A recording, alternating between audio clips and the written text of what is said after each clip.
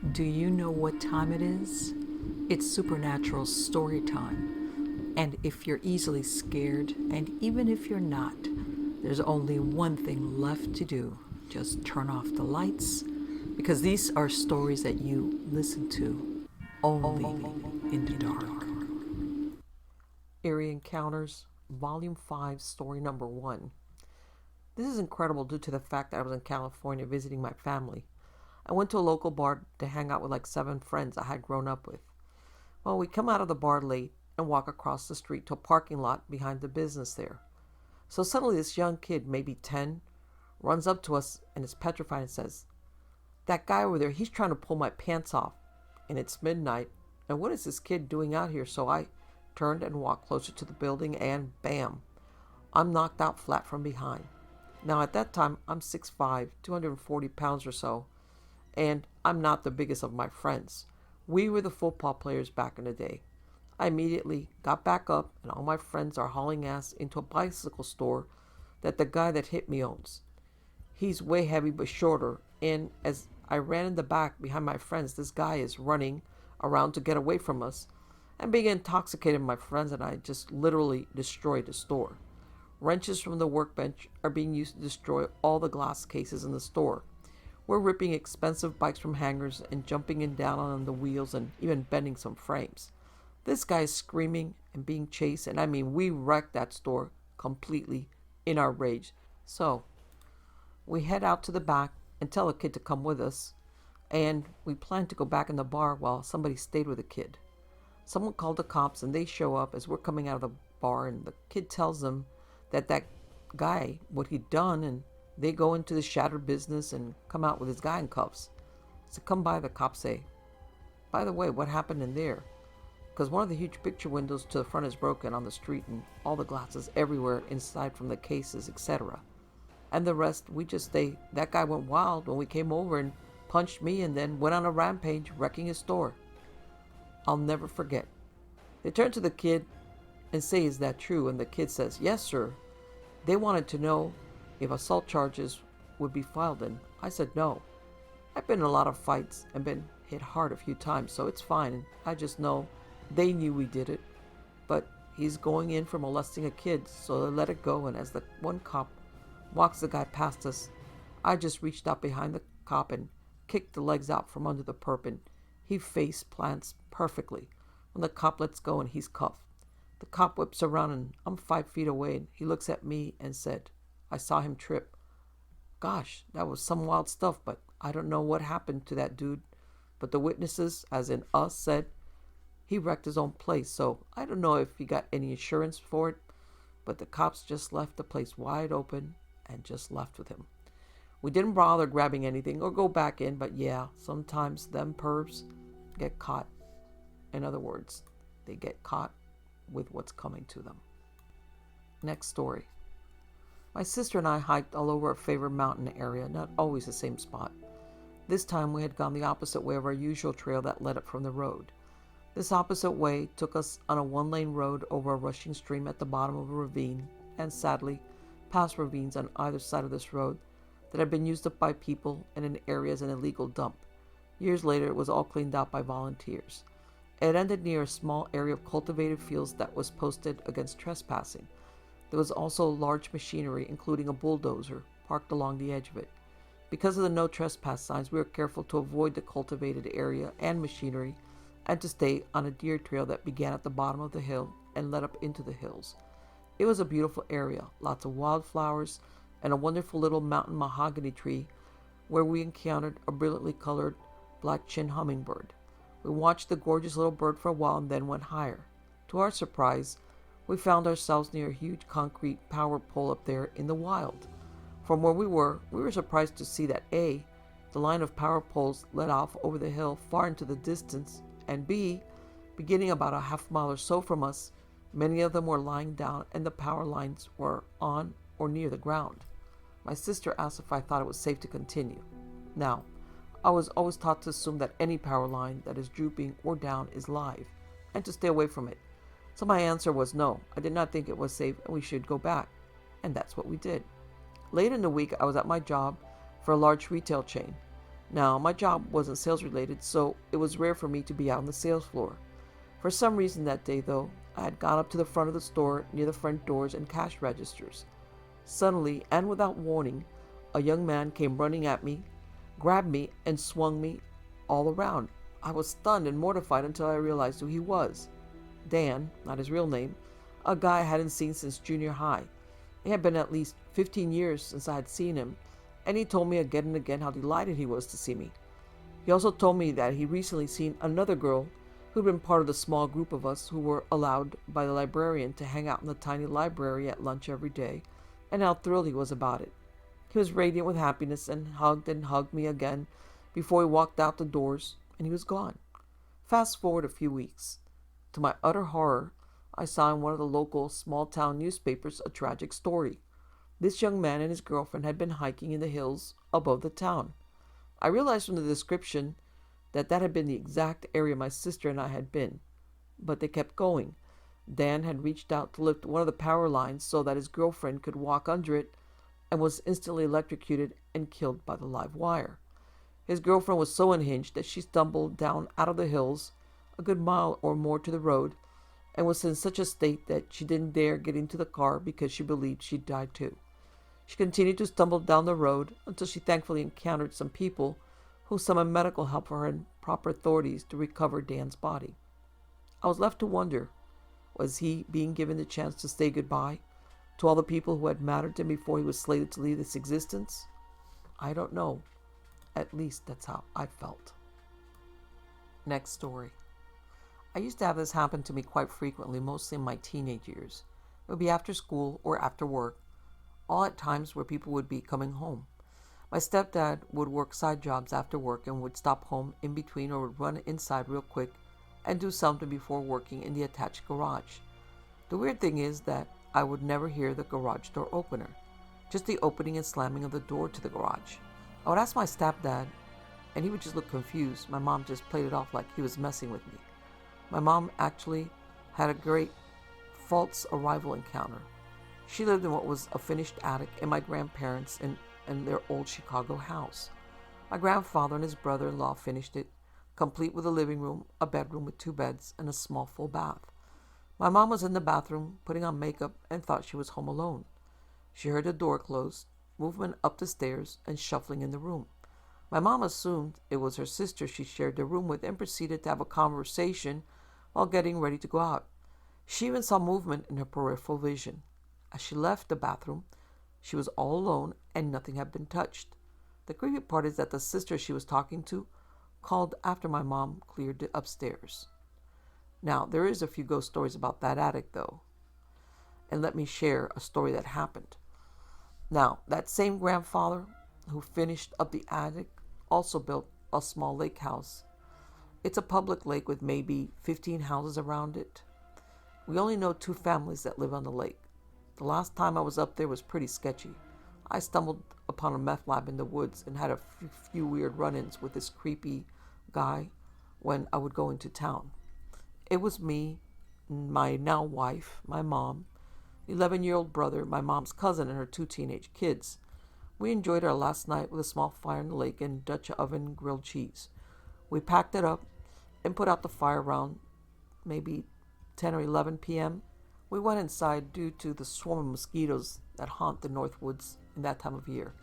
Anybody who has been to the UPF to the 4th and before Labor Days knows exactly what I'm talking about. We all went up to the 2nd floor around 11 p.m. to go to bed. All was just kind of lying there in the dark, telling stories about my grandfather. Out of nowhere, this blinding light hits the back wall of the cabin. The light was coming from the 1.5 mile long drive we have. It didn't seem like headlights or a light bar because there was no buildup or distortion from it moving through the narrow path. It just appeared out of thin air. Was it aliens? Some angry meth heads? The creepy DNR guy? The police checking out the fire?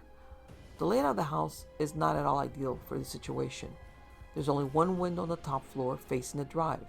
There's a sliding glass door facing the lake opposite the light source and a thick metal door on the side of the house. I couldn't see anything out of the upstairs window. Nobody was in front of the house by the lake. I did a brief search to find where Grandpa hid his goodies. a 1911 and a 308.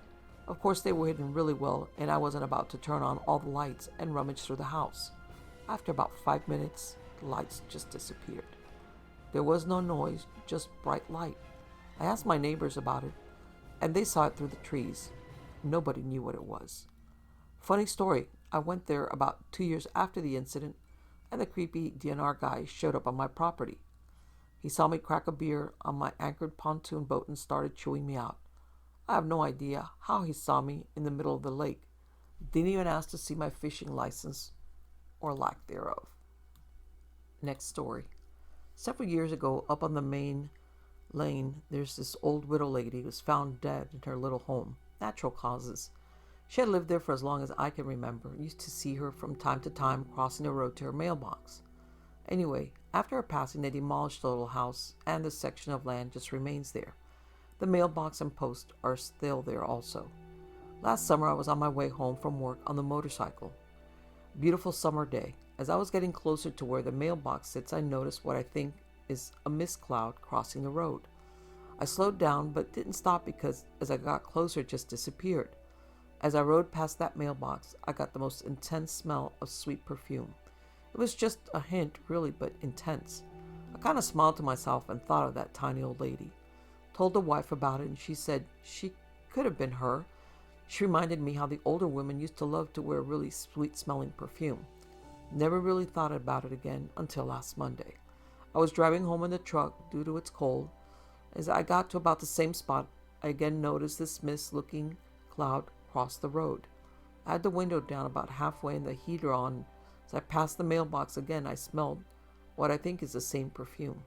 It doesn't freak me out or nothing. We have strange things happen around our house all the time, so I'm a bit used to strange things. It just makes me curious about why. Yes, I believe in ghosts. I think that sometimes a soul just gets stuck where they were when they passed. Next story. I was a park ranger in eastern Kentucky in the mid-70s. I recalled coming up upon an unusual looking pile of rocks while on boat patrol. The water was unusually low, so the pile had likely been underwater for many years. Piling a rock would have been difficult at best because of mud and silt.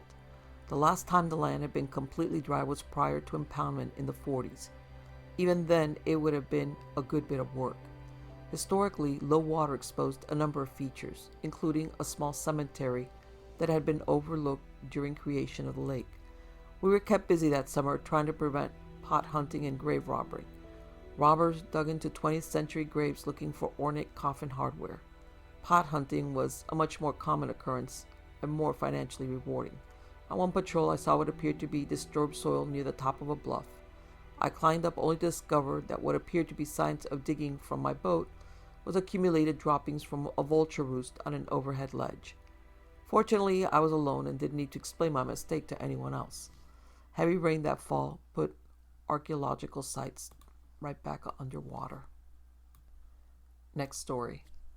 Last year, a group of guys regularly go on overlanding trips went on a trip with a plan to start in Belmont, Nevada, and then travel east, determining our route as we went.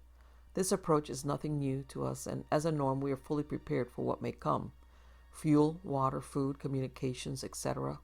However, plans rapidly deteriorated on us, and we're forced to go back and backtrack and ultimately abandon them. I'll skip all the details that put us in the position, but it boiled down to a lost member that was planning on joining us and some tag-alongs that talked us out of a needed fuel stop. From this point on, there's 2 stops before the weird experience that may or may not be pertinent depending on who you're talking to, or they could be considered of utmost importance. To me, they're probably just more coincidental than anything. Stop 1. We stopped for some lunch in Tonopah, Nevada, and chose to eat at the Mizpah Hotel. A little background here. If you're from anywhere in the region, you know the Mizpah. It was built in the early 1900s, and up until the 20s, it was the tallest building in Nevada, which says a lot about what this place was back then, especially considering that now Tonopah is nothing more than a fuel stop for those passing through. It has also been shut down for many, many years. Our visit marked about a year of it being reopened to the public. There is history of several people losing their lives in this hotel. The most famous of them is the Lady in Red. She was a lady of the night, supposedly murdered by her significant other for being a prostitute, murdered out of jealous rage. Along with some gold miners and some kids, this place is right. One of my good friends is dramatically fearful of things that go bump in the night, so I thought it would be a good hoot to try to get a surprise tour of the place. So, under the guise of using the bathroom, I went and talked with the front desk, and sure enough, she was more than willing to give us one. It was very cool to see the inner working of the hotel, but watching my buddy squirm was even better. All but him were hoping for something cool, but nothing odd happened, unfortunately. Stop 2. Stop 2 was in Goldfield, Nevada. Do a little research on Goldfield and you'll find some amazing history. It was a boomtown that produced, even by today's standards, a lot of gold. I mean, a lot. In Goldfield standards, the Goldfield Hotel closed to the public, but we stopped to look in the windows and take some pictures. This place is supposedly one of the big paranormal hotspots in the West. As a matter of fact, ghost hunters came here and filmed 2 episodes. From a 1-degree separation experience, I have 2 friends that had some very weird experiences happen there personally. Access to this place is super limited, and anyone would be lucky to enter. Additionally, everyone that has ever tried to renovate this building and reopen it has lost all his or her money doing so. It seems there's energy working against that goal. While we were there, this odd couple stopped and started walking around the building as well. But we noticed that they were more than just looking at the building. Let me back up a sec. By odd, I mean he looked like a slimeball used car salesman, and she had this weird voodoo-looking vibe about her. Let me put it this way. If I met her somewhere else and was asked without hearing her talk where I thought she was from, I would have guessed the shadow areas of New Orleans. Like I said, so they were more than just looking. We noticed her walking around with her hand in a plastic bag, picking up specific pieces of rubble, the same manner someone would pick up dog feces, as to not touch it with your actual fingers. We were like, what the hell? In a whisper, of course. By the time we left, they were dismissed from my brain until we ran across them further down the highway, entering an abandoned brothel, which we did think was very strange. This brings me to my actual story. Like I said, the 2 above stops may or may not be associated, but I thought they were worth mentioning. We ended up at an old miner's trail east of Beatty, Nevada. Beatty would never typically be listed on stops because of how close it is to the Nellis Air Force Range, but because of our new trajectory, we thought we would at least explore what we could. It was getting late into the afternoon. By the time the trail started, it was already getting to enter dusk. We drove further back into the desert until well after dark, looking for an acceptable place to make camp. The road was a grueling, very rough, untraveled rock mess, and we were spent. We finally found an entrance to a canyon that had been mined at one point. The attraction to this spot was a semi-leveled area that we could make camp. I was by myself while M and K, my buddies, had their boys with them. Because of this, I chose not to set up a tent and just make a pallet in the back of my 4Runner so I could watch the boys, make a fire and prepare dinner, which were s'mores cause we promised the boys, and just wanted to go to bed. The vibe here was unlike any place we've ever camped, and the night before we had tents directly in front of an abandoned mine shaft with no weirdness. Here, though, there was just a tenseness about it. I found myself scanning the seeable area and constantly looking over my shoulder from having heard something, which in most cases isn't odd, it's just nature. Here it was different. I can't explain it much differently. Despite my feelings, we continued to set up. As M was done and sitting with me by the fire, noticed that he was constantly scanning. K is our paranoid buddy. M and I aren't. So I asked, I need to know what you're looking for. His response was playing dumb, which I immediately told him, I know you're not being straight, 'cause I'm looking at the same thing. Essentially, the source of the tension. I kid you not. Within a breath, we hear this loud roar, similar to a train in the distance coming from the canyon behind us. And within seconds, it was like the train passed us by, blowing over everything not way down. We had both never experienced anything like that, and after it passed, it was calm again. However, the tension was much higher. There was a point I racked my weapon. I did it in such a way that I didn't want to raise the tension, but once I did, K and M's weird meters started to peak because I would be the last to respond to an area with no real perceivable danger like that. This is when I went to each of them individually as they were both busy and asked them what their thoughts were. Kay says, "You mean the bad mojo I'm trying to ignore?" "Yep," I added, with alluding to a strong sense of being watched, hence racking my sidearm. We decided it was best to pack up and leave. Within moments of this decision, the train came back through, this time knocking stuff into the fire and taking them yards away from camp. It took minutes to break camp, which would typically take 40 to 60 minutes. However, in the meantime, it seemed as if right outside of the light, hidden in the shadows all around us, was something letting us know we needed to go, but causing issues that wouldn't allow us to leave as quickly as we wanted. As if to say, "I didn't want you to come, but now that you're here, I'm not letting you just leave." M's son would literally camp every day of his life. He loves it so much. So he's regularly asking when we're going next, and he was one of the first to ask if we could leave. Not one of us there could tell you what happened, and words fail to describe the activity of our third eye. Words can't convey the sensation of your heart dropping out of your chest as you turn to something that isn't there. Words cannot paint a clear enough picture, physically feeling like you're just standing in the windstream of a train passing by that wasn't there. We told the story to M's dad shortly after it happened, and he'd asked if we ever heard of the Rhyolite ghost train, and that he thought it sounded like the case. It happens to have run within miles of where we were at on the other side of the highway. Kay thinks there could have been a trifecta of energy taken from the other two locations to create the environment of what happened. M and I have no clue, except that what happened was far from ordinary concerning our experiences in the desert, and that each previous event funneled us to where we were that night. Next story. When I was in my early 20s, I liked camping alone, sometimes just for an overnighter. I lived in Tasmania for a year at about that time too. So there's a great walk at the southernmost tip of Tasmania at Southeast Cape. It starts at Cockle Creek, and the first part is well maintained. Runs through some of the most amazing bush you'll find in Australia. A peat bog, a creek, some rainforest. I used to do that, walk a lot. So one night I'm lying in my comfy bed where I lived in a brick apartment in Hobart, the capital of Tasmania, and I started thinking about a ravine I'd noticed on one of my walks running up from the peat bog between two hills, and it looked quite beautifully heavily wooded. And I thought that maybe I should climb up the ravine and camp over on the other side of the hills somewhere. I could see it quite clearly in my mind's eye, as clear as if I were there. In my mind's eye, I followed the ravine over the hills where I wanted to camp. Now, I had never seen what was over the hill. This was all just my imagination, based on what I knew the terrain in the area was like. And I imagined the spot there in a tiny clearing, beside a huge tall tree, and my little dome tent set up, and me camping there that night. And then I felt like I was being watched, and it freaked me out. I wasn't there. I knew I wasn't there. I was lying in bed at home, thinking, imagining what it would be like to camp there. But I felt exactly like people sometimes describe. I couldn't shake it. The more I thought about it, the more fear I felt. I had goosebumps. The thing is that there are no large predators in Australia, and even less in Tasmania.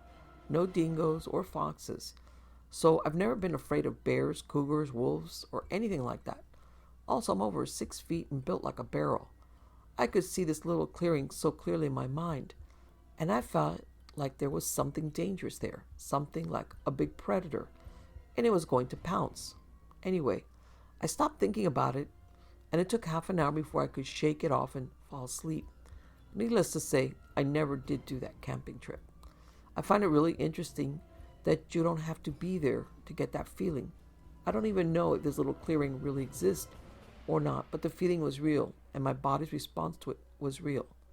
I have to admit that when I did walk alone, I would feel eyes at times on me, but from far away, and that I was fine as long as I stayed on the track.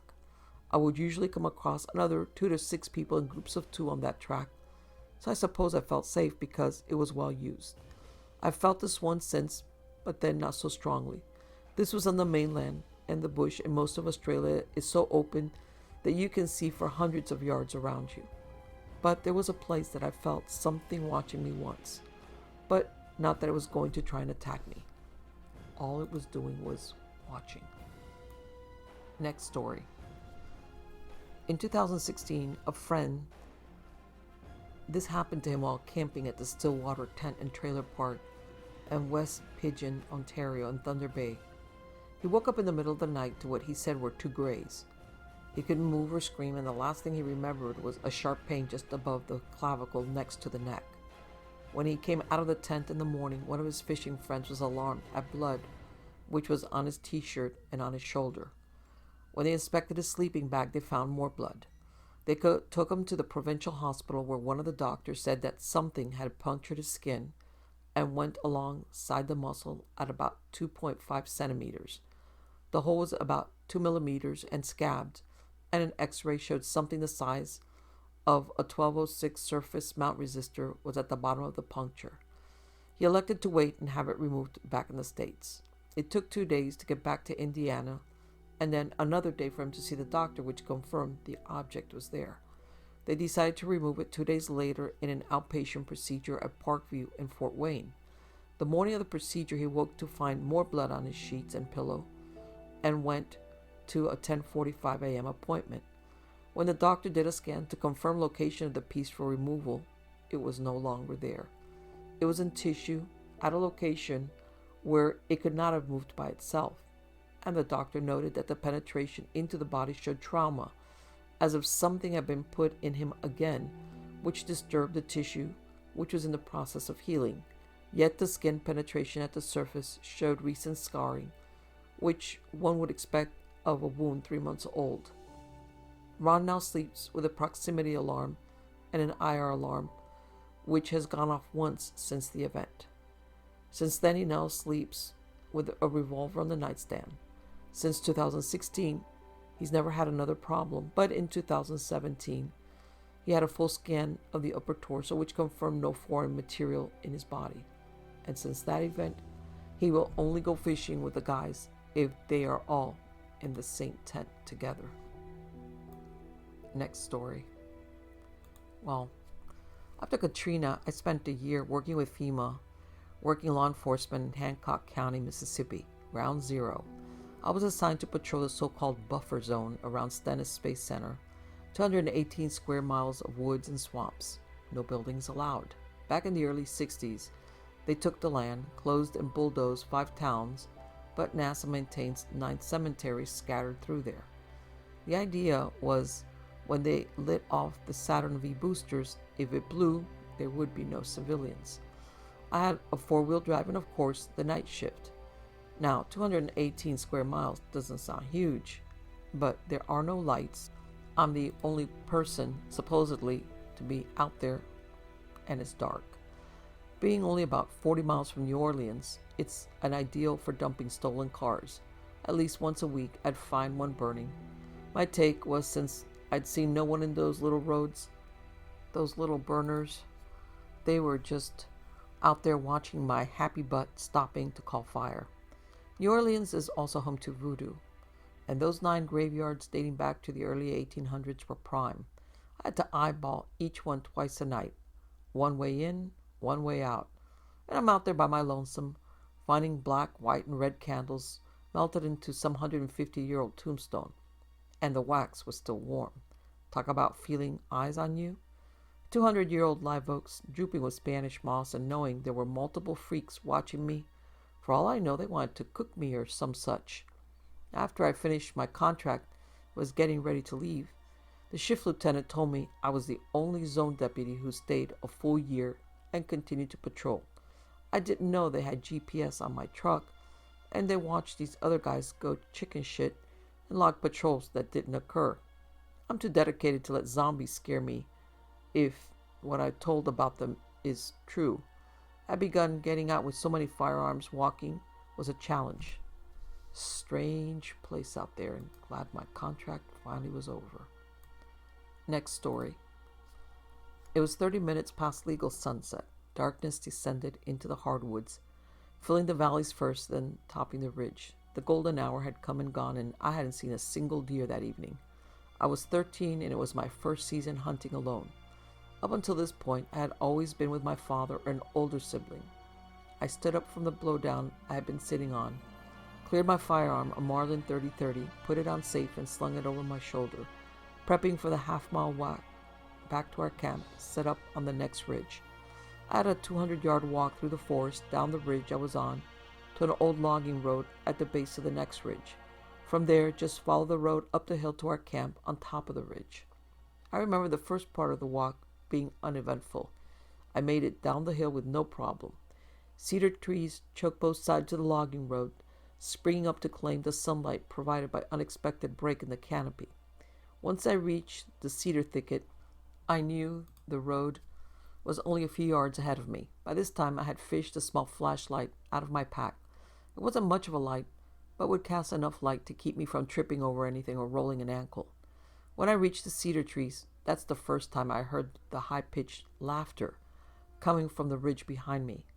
I wheeled around, scanning the woods with my flashlight, the beam only reaching a dozen yards or so. It was like no other sound I had heard. I had no explanation for it. My brain decided it was my father pulling a prank. That's what I told myself as I reached the road and started the uphill walk back to camp. That's when I heard it again.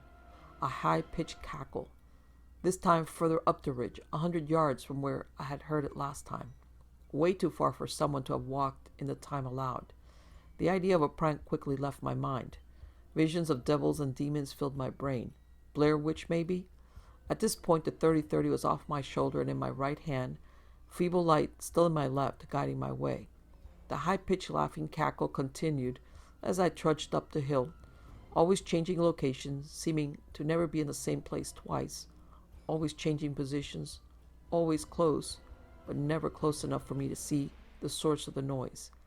Every time it sounded, I got goosebumps on my body.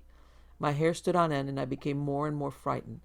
I jacked around into my 30-30 and continued to walk, a little faster pace this time. As the cackling continued, I picked up the pace and took the safety off my lever-action rifle. By the time I was nearing camp, I had the hammer eared back on my firearm and was almost jogging up the logging road, flashlight swinging back and forth, trying to spot the source of this menacing cackle. As I neared the top of the ridge, I started to feel safer as I saw the glow of the campfire surrounded by the headlamps of my father and his friends.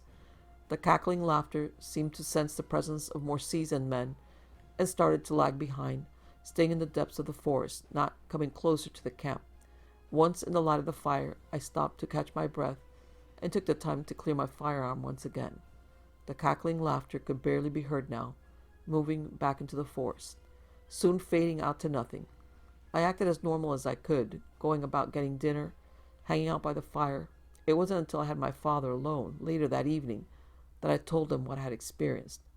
With a little sideways smirk and kindly hand on my shoulder, he explained everything I ever needed to know about barred owls and the variety of noises they can make.